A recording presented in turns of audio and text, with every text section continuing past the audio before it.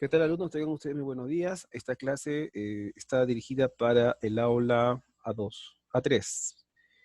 El aula A3, disculpen. Va dirigida para el aula A3. Hemos estado trabajando sobre la taxonomía en los videos anteriores. Y ahora justamente vamos a tratar, a ver, por acá, ahí, habíamos hablado sobre la taxonomía del gato, ¿no? En el último video. Muy bien, entonces empezamos con la clasificación de los seres vivos. Vamos a entrar a la parte del reino Monera, ¿no? Estamos viendo que la taxonomía pues, juega un papel muy importante en ordenar los seres vivos, y ahí hemos visto a varios reinos dentro de la clasificación de Whittaker y de Carl, y vamos en ese momento a entrar a la clasificación referida al reino Monera. Ya es justamente lo que vamos a ver.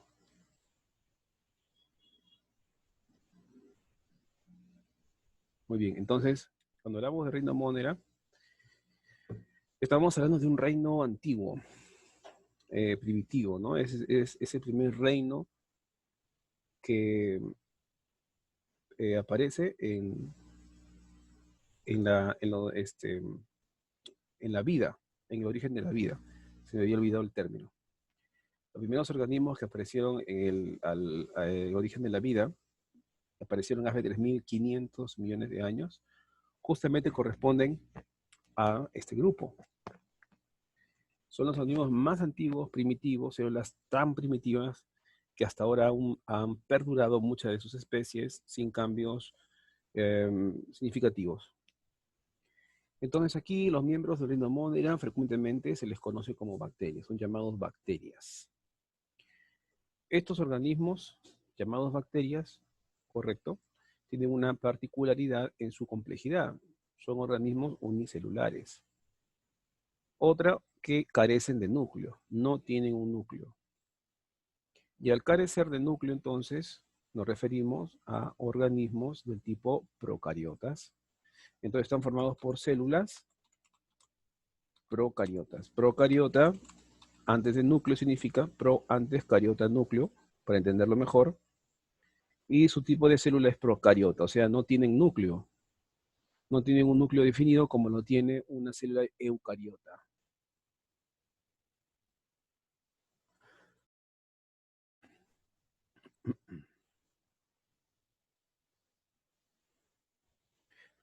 Entonces ahí podemos observar, por ejemplo, la célula procariota. Disculpará que estoy un poco más con la garganta. A ver, espérense. Ya está. Ahí. Entonces carecen de núcleo, no tienen un núcleo definido, por lo que, por esa razón, se le conoce como células procariotas.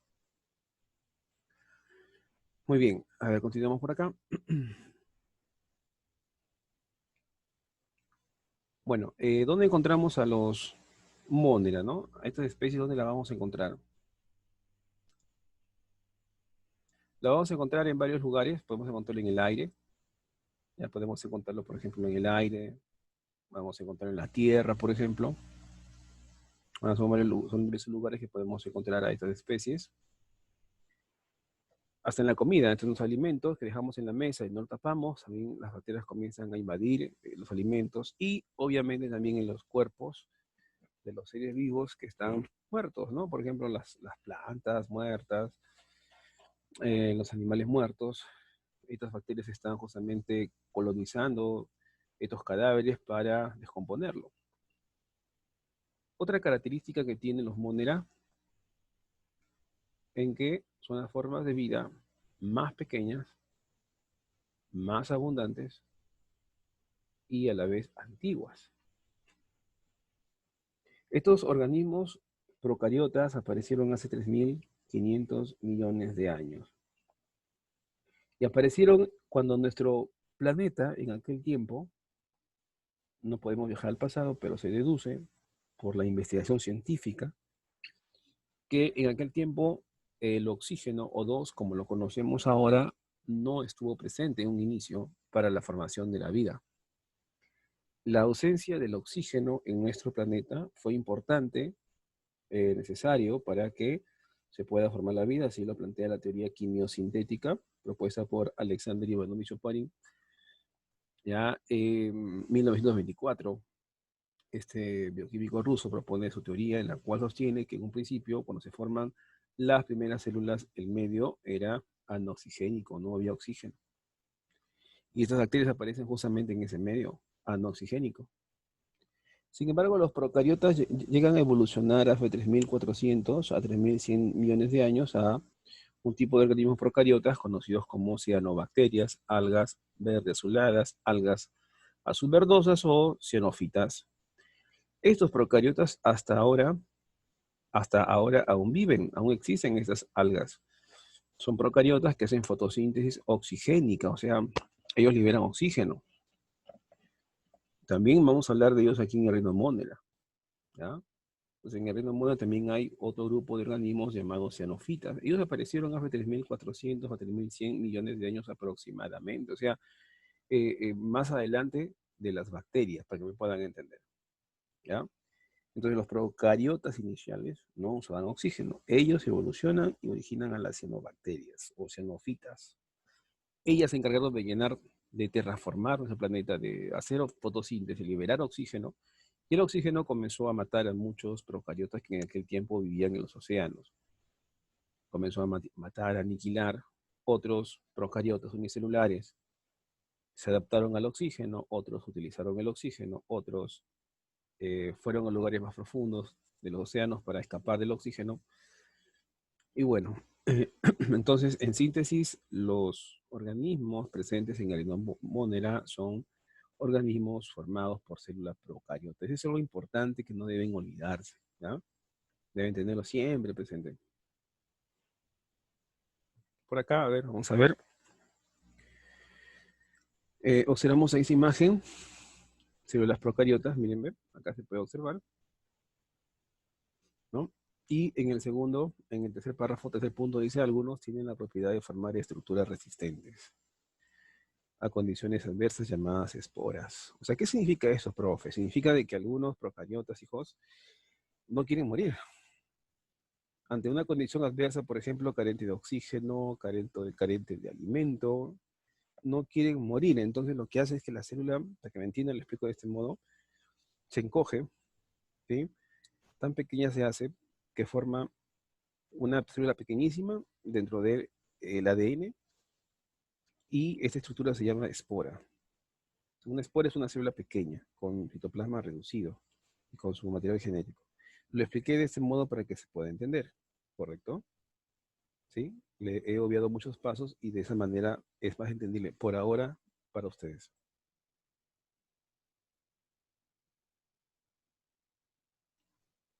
Estas, estas esporas sería, por ejemplo, acá. Acá pueden observar, por ejemplo, esta es una espora. El dibujo superior que me estoy indicando es una imagen tomada de una espora de bacteria. Por ejemplo, su ADN se encuentra aquí. Están los ribosomas y un envoltorio. Estas esporas pueden estar en la leche, por eso tienen que hervir la leche. A los que todavía consumen leche que no deben consumir. ¿Ya? Entonces algunas tienen la propiedad de formar estructuras resistentes a elevadas temperaturas, bajas temperaturas, llamadas esporas.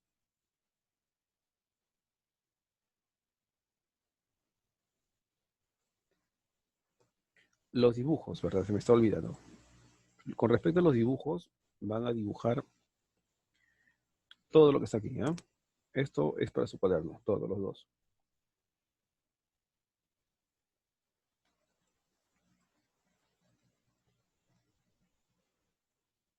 Ahora, como le decía, el reino Monera incluye ciertos organismos unicelulares. ¿Qué organismos unicelulares involucra a los Monera? Por ejemplo, ahí podemos hablar de las bacterias, las cianobacterias que ya les he mencionado, otros organismos como las clamidias, aquí, ¿ya? Clamidias, riquecias y los micoplasmas. Entonces son estos grupos conocidos de Monera, bacterias, micoplasmas, rickettsias, clamidias y cianobacterias. Los grupos importantes para hacerlo en clase y para un eventual examen de admisión corresponden a bacterias y cianobacterias, lo más común. Y dentro de ello, o sea, más común me refiero para su examen de admisión. Algún día postulen a la UDT. Dentro de ellas, las bacterias han sido los modelos más estudiados por los científicos, ya que muchas bacterias causan enfermedades en humanos, plantas, animales, y se tiene que estudiar mucho la naturaleza química de estas bacterias para saber cómo combatirlas, para poder saber cómo aniquilarlas, ¿no? De ese modo, se necesita entonces la presencia de estas, se requiere, entonces por ese fin, conocer cómo es su química de estas bacterias para poder aniquilarlas, para poder destruirlas. Vamos a iniciar entonces con la explicación de las bacterias, ¿ya? Vamos a empezar acá con las bacterias. Ahí, iniciamos con el estudio de las bacterias.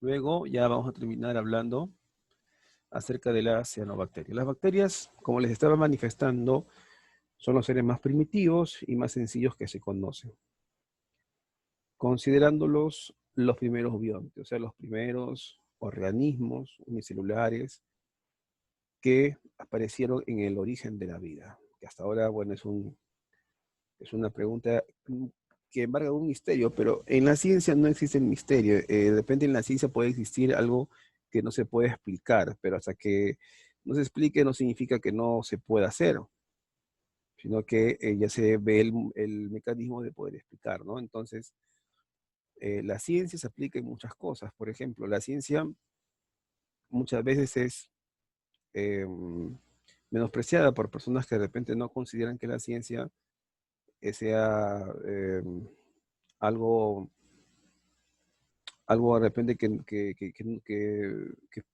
solamente explica los fenómenos que hay en naturaleza, que hay en la naturaleza, que existe. Hace poco conversando con un amigo, pues me mencionaba pues que, que todo está en mano de Dios, todas las cosas que ocurren es por Dios, entonces hay que tener un poco de cuidado al opinar de ese modo. Yo creo en Dios, pero no creo que apelar a Dios sería una forma para poder explicar ciertos procesos, ¿no? Por ejemplo, en ese momento ustedes van a ver el video, van a verlo en su celular, van a verlo en un Smart TV, en un televisor, lo van a ver en algún artefacto, y ese artefacto para crearlo se usó ciencia, no usamos fe, se usó ciencia.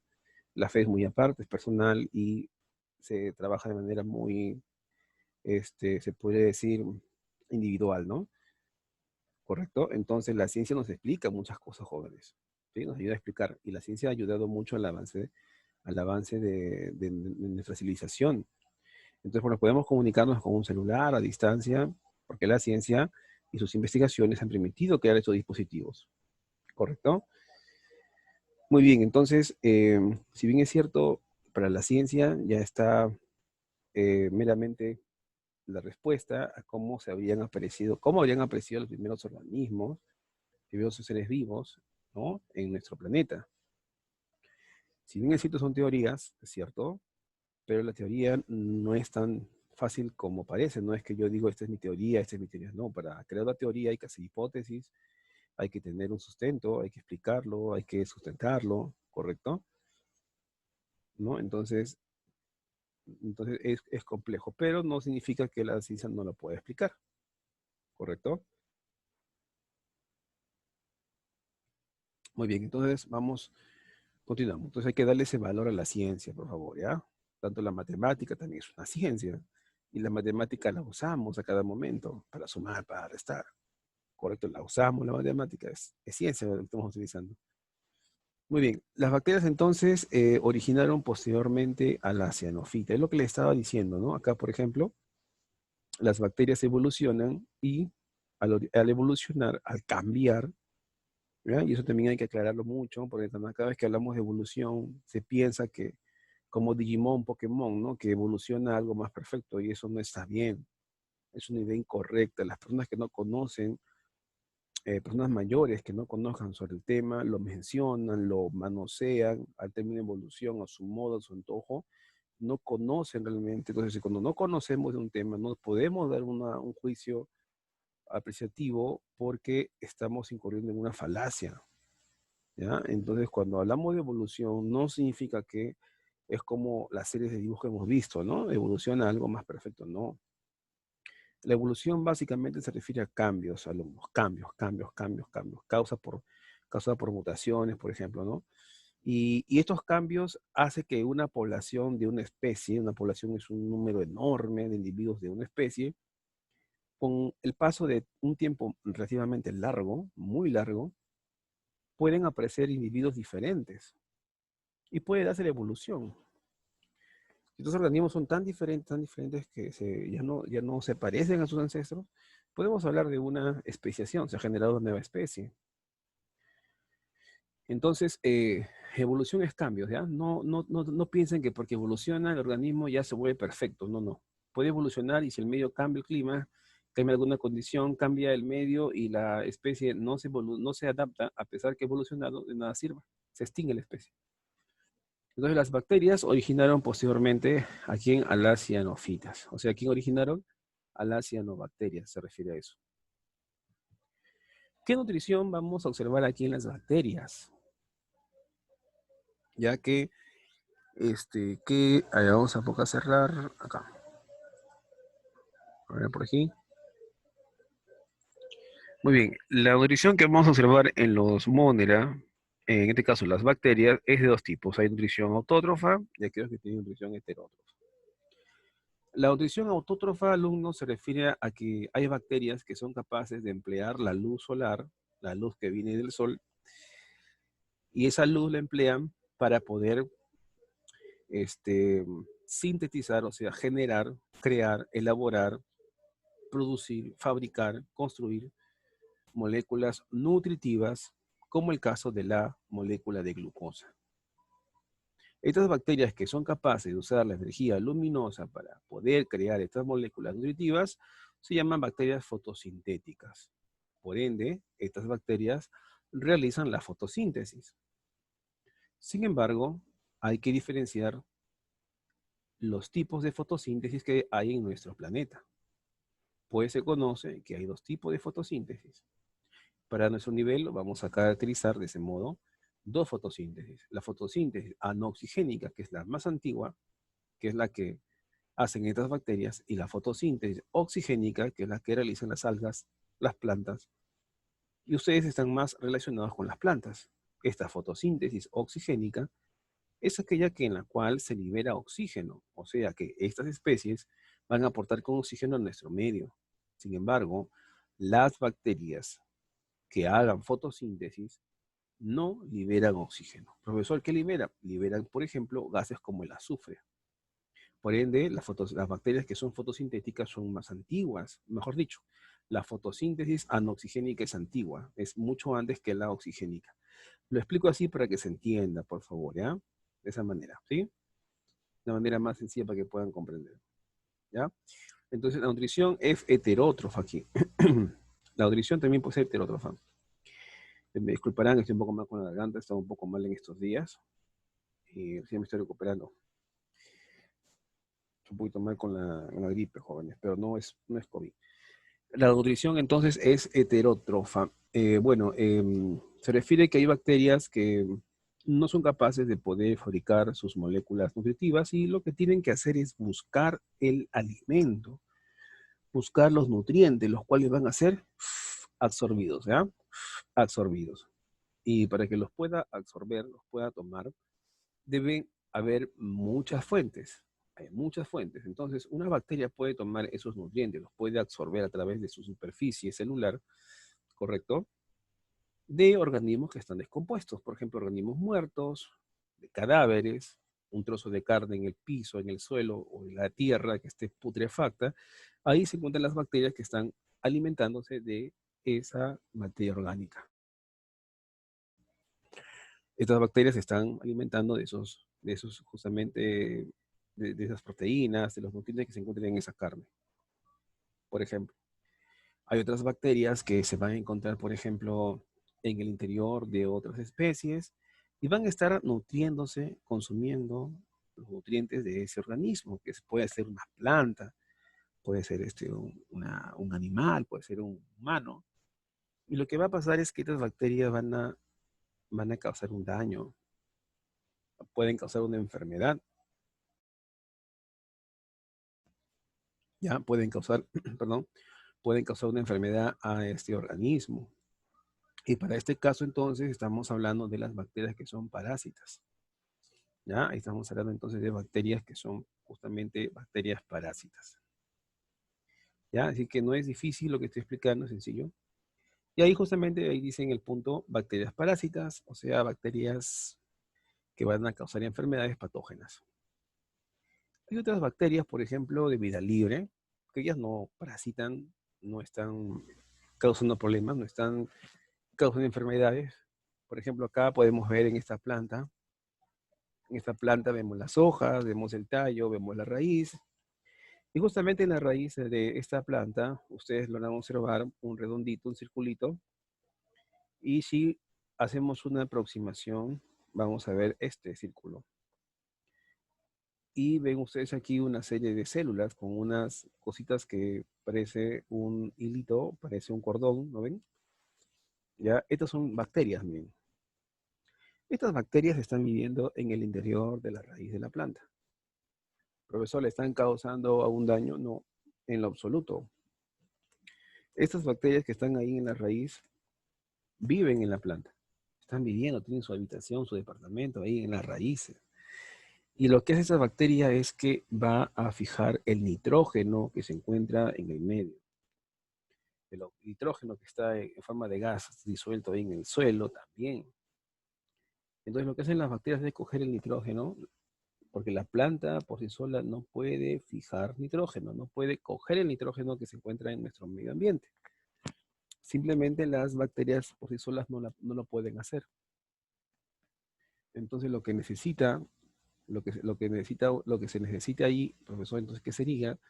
Lo que se necesita es que esas bacterias puedan fijar el nitrógeno, lo transformen en un compuesto que la planta puede cogerlo.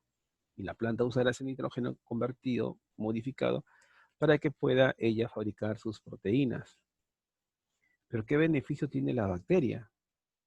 La bacteria, estando en las raíces, tiene el beneficio de tener un lugar donde vivir y que la planta, como hace fotosíntesis, le entrega sustancias azucaradas, o mejor dicho, le entrega nutrientes como la glucosa a estas bacterias.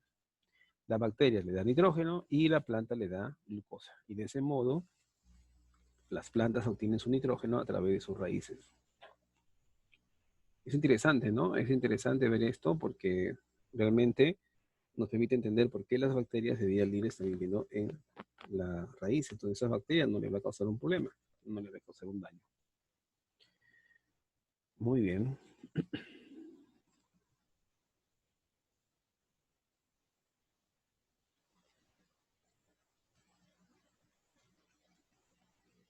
Ahora, las bacterias pueden ser esféricos. Ya hay bacterias que son esféricos por su forma. Vamos a ver ahora las bacterias un momento.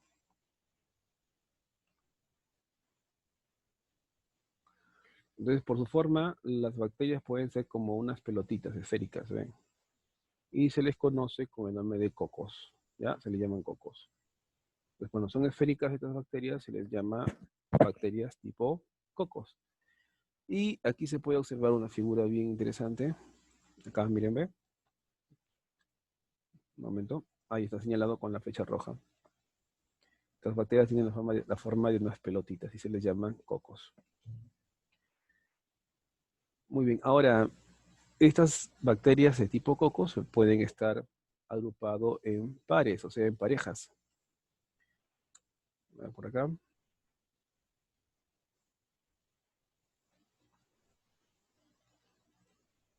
Muy bien. A ver. Si las bacterias que estamos estudiando se agrupan en parejas, tendría ahí tengo un coco. Vamos a poner otro color. A ver. Y ahí. Es una bacteria tipo coco, por lo que tiene una forma esférica. Se le llama así coco. Pero ciertas bacterias, cocos, pueden estar ubicadas de a dos, por ejemplo. Ahí, de a dos. Un momento. Ahí está. Entonces, si las bacterias coco se unen o se ordenan de a dos, como ven ahí, se les llama diplococos. Hay otras bacterias, cocos, que están, a ver, unidas en cadena. Espera un momento para dibujar los círculos.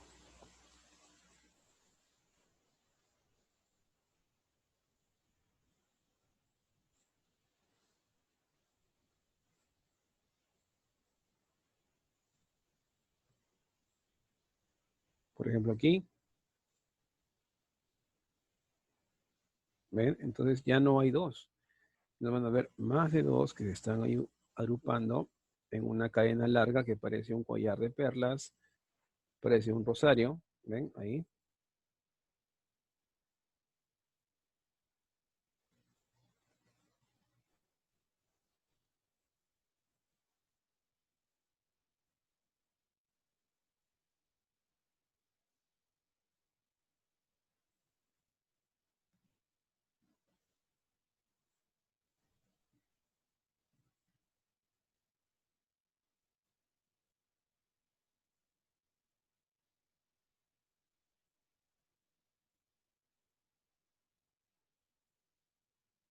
Muy bien. Entonces ahí estamos observando, alumnos, una cadena de cocos, y cuando tienen esa distribución en cadena, se les conoce como estreptococos. ¿Ya? Ahí, está, ahí tengo que explicar esa partita porque es importante. Entonces aquí tenemos los diplococos, ¿ya? Y acá estreptococos. Muy bien. Hay otros cocos que se agrupan en forma de un racimo de uvas. Miren cómo se ve acá en la figura. ¿Sí? Ahí está como un racimo de uvas, se está observando. Ahí, ahí. Cuando estos cocos se disponen de ese modo, se les conocen como estafilococos.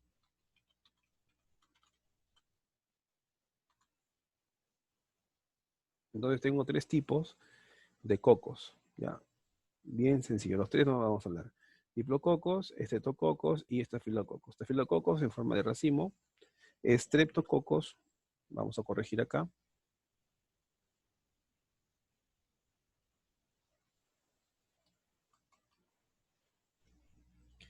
en forma de un collar de perlas, y los diplococos. Ahí hacen una captura de pantalla porque eso sí lo tienen que dibujar. Ya, eso lo dibujan, por favor. Ahí está.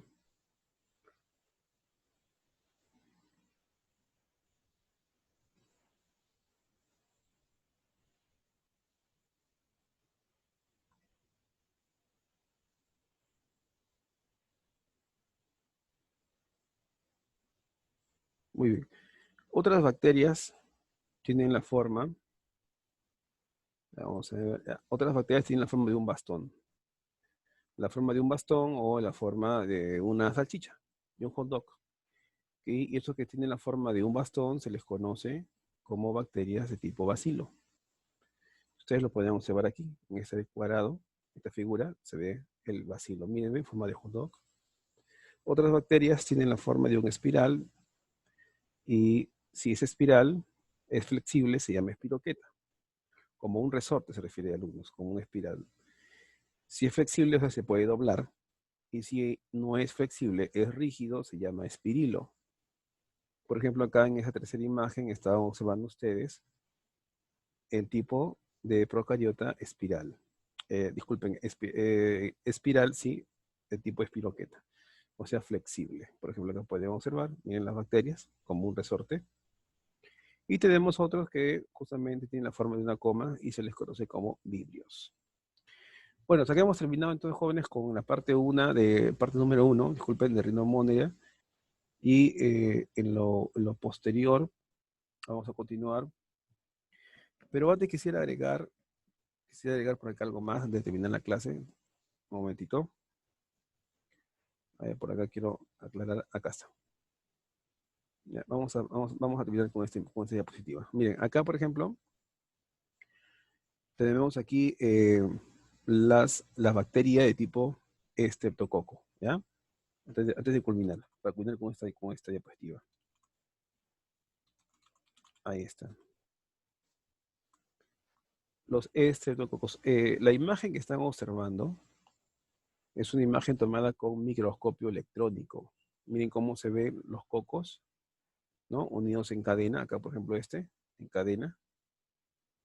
¿Ya? Y como pueden ver, tomado al microscopio electrónico, se ve en esa escala de grises, o blanco y negro, como comúnmente lo llamamos, ¿no? También esta foto. Así lo vamos a ver en la vida real, así lo vamos a ver en un microscopio electrónico. Estas bacterias de tipo Streptococcus, acá he citado una especie. Por ejemplo, la especie es Streptococcus thermophilus. Es una especie de streptococo. ¿Sí? Sí me dejo entender. Entonces, esa fotografía vamos a considerarlo como que es la imagen de esta especie, de Streptococcus thermophilus. ¿Ya? Para que se pueda entender. Ahora, ¿por qué es importante citar esta especie? Porque Streptococcus thermophilus se emplea en la elaboración de productos lácteos como, por ejemplo, el yogur, ¿no? El yogur, por ejemplo, el queso, ¿no? Pero acá, por ejemplo, he puesto la imagen del yogur y todos hemos consumido yogur alguna vez. Entonces, lo que hace esta bacteria es realizar una fermentación llamada láctica en la leche para que ese ácido láctico que se produce en este proceso pueda coagular la proteína de la leche. En síntesis, para poder elaborar el yogur se emplea esta bacteria. La bacteria tenemos que agregarle a la leche para que pueda convertirlo en yogur. Así de simple. Y cuando consumimos yogur, pues nos mata, ¿no? Así que esta bacteria no nos causa daño. Ahí está el ejemplo entonces de una bacteria de tipo Streptococcus. ¿La especie cuál es? La especie es Streptococcus, entonces, thermophilus. Muy bien, ¿en qué se emplea? En la elaboración del yogur. ¿Ven? Ustedes pueden observar. Ahora sí, acá nos quedamos, alumnos, hasta la próxima clase. Espero les haya gustado. Cuídense, nos vemos.